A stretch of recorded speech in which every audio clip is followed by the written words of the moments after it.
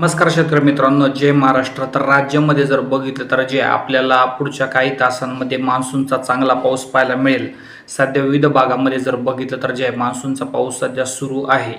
सध्या जर बघितलं तर पुढच्या काही काळामध्ये जर बघितलं तर आपल्या राज्यामध्ये मुंबई, पुण्यामध्ये या ठिकाणी पावसाची शक्यता जवळपास 40% आहे. त्याचप्रमाणे अहिल्यानगर, बीड, धाराशिव या भागामध्ये सुद्धा हलक्या पावसाच्या सरी नोंदण्याची शक्यता आहे.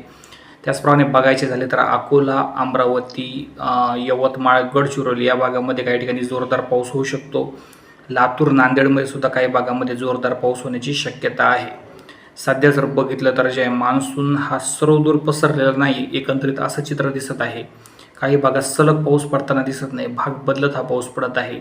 काही भागामध्ये गडगडाटासह पाऊस पडताना दिसत आहे, तर काही भागामध्ये जे आहे संथ पाऊस आपल्याला या ठिकाणी पडताना दिसत आहे. पुढच्या काही काळामध्ये बघितलं तर जे आहे मान्सूनचा जोर मध्यम स्वरूपात राहण्याची शक्यता आहे. जोरदार पाऊस या ठिकाणी पडण्याचे संकेत काही भागात आहे. काही भागामध्ये जे मध्यम पावसाच्या सरी आहेत. मात्र एकदम मुसळधार ढगफुटीसारखा पाऊस आपल्याकडनंही अरुणाचल प्रदेश, मिझोरामच्या भागात ढगफुटीसारखा पाऊस चालू आहे. हळूहळू पावसाची व्याप्ती वाढत आहे. पुढील काही दिवसामध्ये पाऊस सर्वदूर पसरण्याची चिन्हे आहे.